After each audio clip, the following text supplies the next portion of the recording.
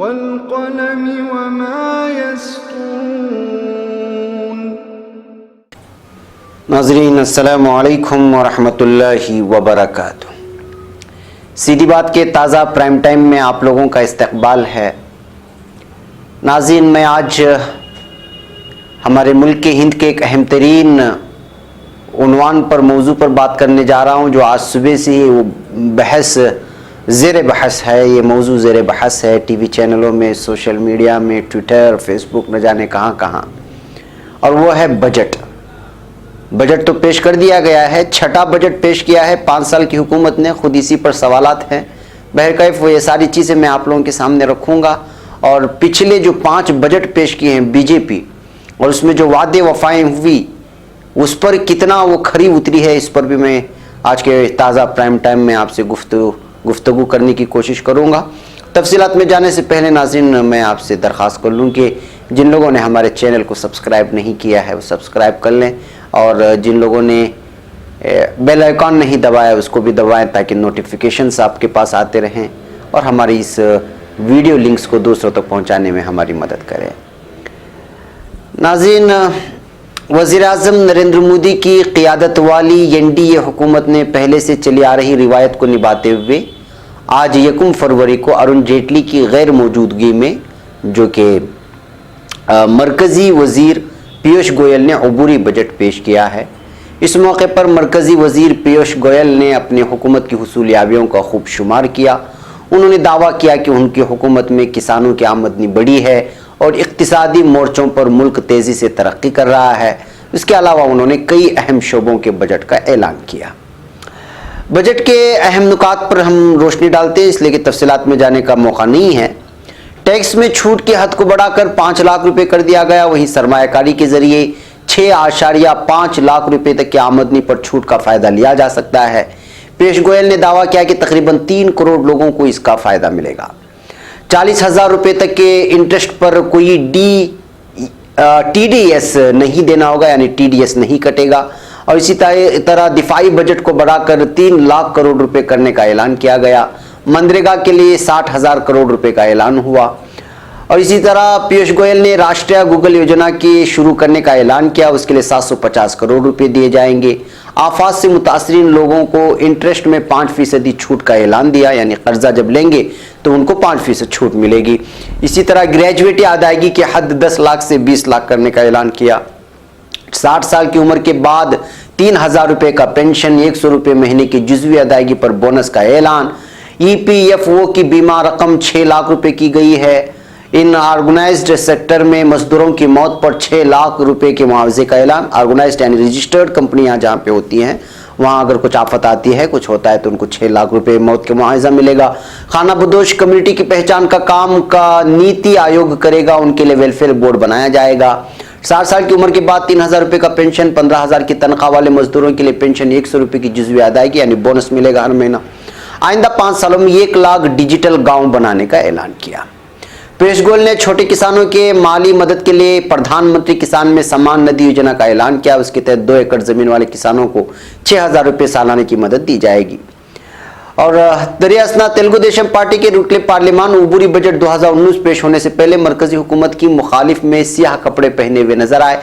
वो आंध्र प्रदेश को खुसूसी रियासत का दर्जा देने का मुतालबे के साथ पार्लियामेंट के अहाते में मुजाहरा कर रहे थे।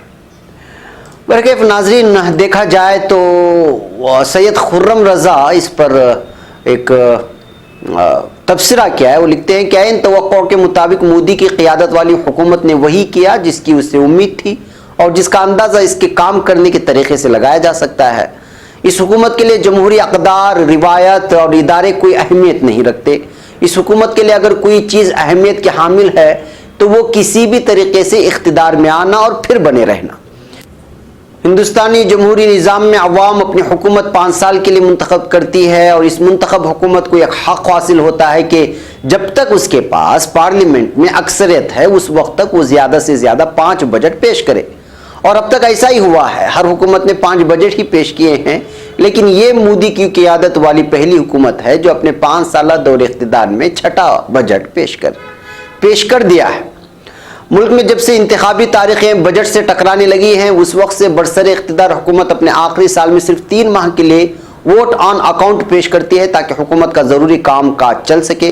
मुंतखब होने वाली हुकूमत अपना पूरा बजट पेश करती है और कुछ ऐसा ही इस हुकूमत ने भी किया था, क्योंकि पिछली मनमोहन सिंह की क़यादत वाली हुकूमत ने 3 माह के लिए ज़रूरी वोट ऑन अकाउंट पेश किया था और नौ मुंतखब मोदी की क़यादत वाली एनडीए हुकूमत ने इख्तिदार संभालने के बाद मुकम्मल बजट पेश किया था।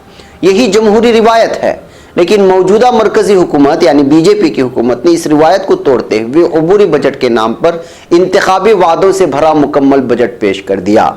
यानी अगर आपसे कहूं कि ये दूसरे अल्फाजों में आने वाले 2019 पार्लिमानी इंतखाबात का एक मंशूर था, बजट नहीं था, तो ये कहना बहुत ज़्यादा आसान होगा। और वैसे भी इस बजट के पेश करने से क्या फ़ायदा है, इसलिए कि जितने भी वादे आपने जो अब सुने हैं, जाहिर सी बात है कि रोज़गारी होंगे तब लोगों के पास पैसा बढ़ेगा। 5 लाख से कम और ज़्यादा के टैक्स अदा करने की, वहाँ तक अगर जब रोज़गारी नहीं है मुल्कों में, अगर आपके पास कोई तीसरा ऐसा रास्ता ही नहीं है और हर तरफ बेरोज़गारी की मारामारी है, तो ऐसे हालात में कौन टैक्स पेयर होगा और कौन इस तरह की चीज़ें होगी, ये सोचने की बात थी। बहरकफर ये ज़रूरी भी नहीं कि बीजेपी पार्लिमानी जो इस वक्त एनडीए हुकूमत है वो 3 महीने के बाद वो इसी इख्तिदार पर काबिज रहे।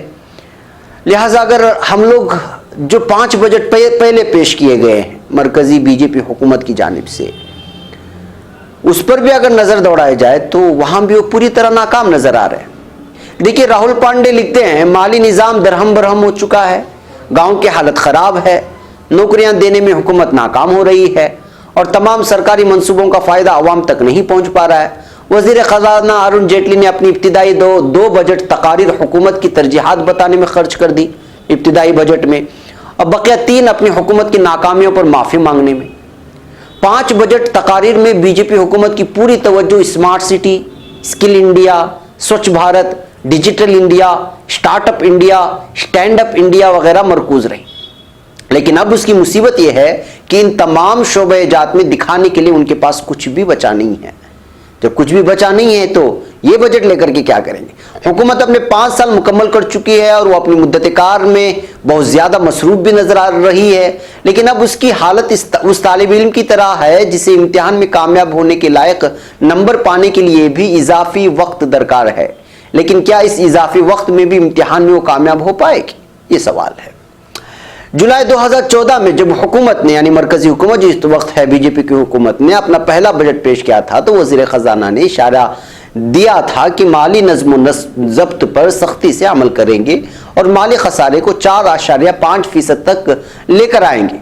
लेकिन ये भी जुमला साबित हुआ और रवां माली साल के दौरान अक्टूबर तक ही माली खसारा 3.3% से तजावुज़ कर गया। इम्कान है कि हुकूमत अपने हदफ से 20-15% तक दूर नजर आ रही है। और पहले बजट में मोदी हुकूमत ने स्मार्ट सिटी, स्किल इंडिया, स्वच्छ भारत, डिजिटल इंडिया और सबके लिए रिहाइश वगैरह के जो मंसूबे लागू किए थे, उनके लिए 50 से 100 करोड़ रुपए तक का ही बंदोबस्त किया गया। उनमें से मुतअद्दिद मंसूबे तो पटरी से उतर चुके हैं, यानी कि शुरुआत ही नहीं हुए कई सारे मंसूबे। पहले बजट में हुकूमत ने कहा था नेशनल इंडस्ट्रियल कॉरिडोर अथॉरिटी बनाई जा रही है जिसका सदर दफ्तर पुणे में होगा और उससे स्मार्ट सिटी से मुंसलिक रहेंगे, लेकिन 2 साल बाद इस ऐलान को सर्द खाने में डाल दिया गया। इसी तरह दूसरा बजट तो मजीद मायूसकुन साबित हुआ। उसमें भी सिर्फ वादे किए गए और कोई हकीकी मंसूबा पेश नहीं किया गया। कहा गया कि बैनुल अक़वामी सतह पर हालात साजगार नहीं है, फिर भी जन धन मंसूबे के लिए जेटली हुकूमत को शाबाशी दी गई। उन्होंने कहा, किसी ने सोचा होगा कि सिर्फ 100 दिन में 12.5 करोड़ खानदानों को माली मरकजी धारे से मुंसलिक कर दिया जाएगा, लेकिन आज जन धन मंसूबे की धज्जियां बिखर चुकी हैं। जनवरी 2019 के आदाद व शुमार के मुताबिक 7.85 करोड़ या 23% जनधन खाते गैर फ़ाल पड़े हुए हैं। एक बार फिर सुनिए, 7.85 करोड़ या 23% जनधन खाते जो खुलवाए गए थे वो गैर फ़ाल हैं, यानी काम ही नहीं है, वो एक्टिव ही नहीं है या उनमें कोई पैसा ही नहीं है। इसके अलावा करोड़ों खाते ऐसे भी हैं जिनमें नामनिहाद रकम मौजूद है, वो भी उनमें जिन्हें बैंक मुलाजिमीन ने खुद पैसे जमा करके फ़ाल रखा है, यानी कि इन बैंक अकाउंटों को बनाए रखने के लिए खुद बैंक मुलाजिमीन ने खुद कुछ पैसे जमा कर रखे हैं।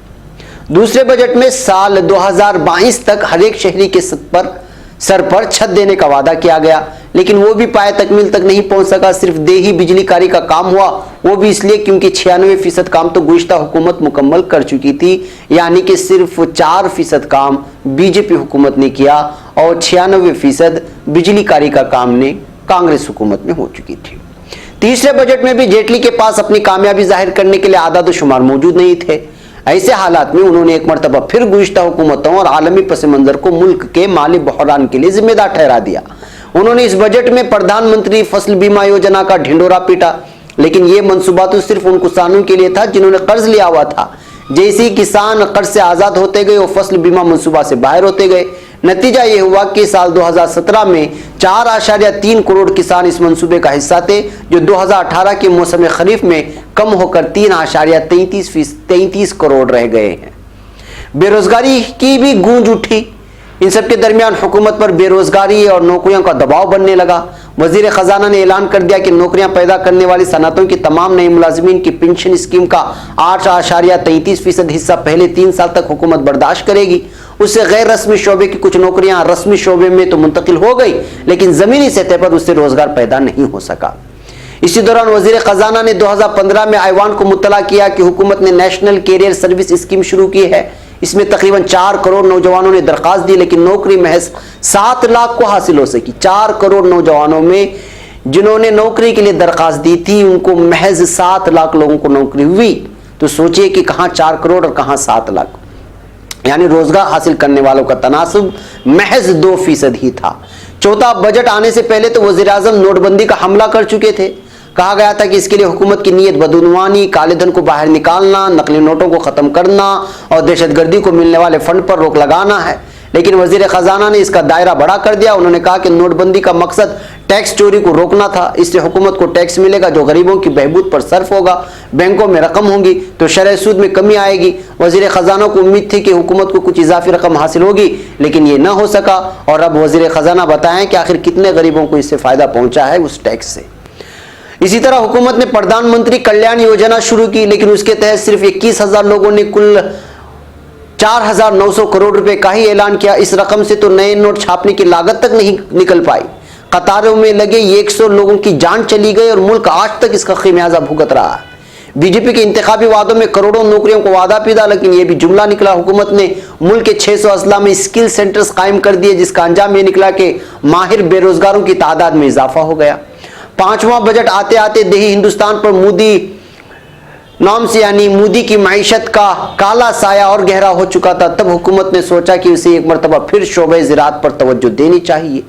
हुकूमत ने आनन फानन में अपना इंतखाबी मंशूर झाड़ पोंछ कर निकाला और कहा कि वो किसानों को फसलों की लागत से 50% ज्यादा कीमत देना यकीनी बनाएगी, यानी किसानों को फसल की लागत से 1.5 गुना ज्यादा आमदनी होगी। 1 साल मुकम्मल हो चुका है, लेकिन कम अज कम सपोर्ट प्राइस में इजाफे के ऐलान के अलावा और कुछ भी नहीं हो सका है। यूपीए हुकूमत के आखिरी 2 सालों में शरह तरक्की में गिरावट दर्ज की गई थी और 2014 में इख्तिदार एनडीए के हाथ में आ गया, चूंकि उसने एफआरबीएम यानी माली हिस्सादारी और बजट इंतजाम का रास्ता इख्तियार किया। लेकिन साल 2019 में हुकूमत एफआरबीएम के रास्ते से पूरी तरह भटक चुकी है और नौकरियों के महाज पर वह हवा में हाथ पैर चला रही है। साल 2014 में बीजेपी को सुनहरा मौका हासिल हुआ था और वो जबरदस्त अक्सरियत के साथ इख्तियार में आई थी, लेकिन 5 साल बाद उसके पास अब दिखाने के लिए कुछ भी बाकी नहीं बचा है। लिहाजा वो कहते हैं और कहा जाना चाहिए कि माफ़ कीजिएगा पीयूष गोयल जी, अब आपका वक्त ख़त्म हो चुका है, यानी कि बीजेपी का वक्त ख़त्म हो चुका है। ये जो आज पेश किया गया है बजट, उसका भी बजट न किसानों को फ़ायदा होगा न आम हिंदुस्तानियों को, क्योंकि ये ज़रूरी नहीं कि जो पार्टी ने या जिस हुकूमत ने इस बजट को पेश किया गया है 3 महीने बाद वो इख्तिदार पर जमे रहे। इसलिए कि साल 2019 के इंतखाबात मार्च के एंडिंग या फिर अप्रैल के आगाज़ में उसका भी बिगुल बच जाएगा। तो जाहिर सी बात है कि जिस अंदाज में बीजेपी की नाकामियाँ हिंदुस्तानियों के सामने, आम आवाम के सामने हैं, उससे तो ये महसूस नहीं होता कि जो है वो तरक्यात के नाम पर दोबारा इख्तिदार में आए। हाँ, अलबत्ता अगर दूसरा कोई तीसरा रास्ता इख्तियार करें, जिसको आमतौर पर कहा जाता है कि जो है बहुत सारे रास्तों से जो है इख्तिदार हासिल करने की कोशिश की जा रही है, वो चाहे फिर क़वाराना फसादात के ज़रिए से हो या समाजी या दीगर कुछ ऐसी चीज़ें जिसको आमतौर पर अमेरिका के एक इंजीनियर ने भी आवाज़ उठाई कि जो है किस तरह से वोटिंग मशीनों को हैक किया जाता है वगैरह वगैरह, इससे भी इख्तिदार हो सकता है। बहरकैफ नाज़रीन, आज के प्राइम टाइम में आपका ये पैगाम है कि जो बजट पेश किया गया है उस बजट का शायद ही किसी हिंदुस्तानी को फ़ायदा हो। मुझे यहाँ पर इजाज़त दें और हमारे प्राइम टाइम को देखते रहें और इस वीडियो को 200 तक फैलाने में हमारी मदद करें। अस्सलामु अलैकुम रहमतुल्लाहि व बरकातहू।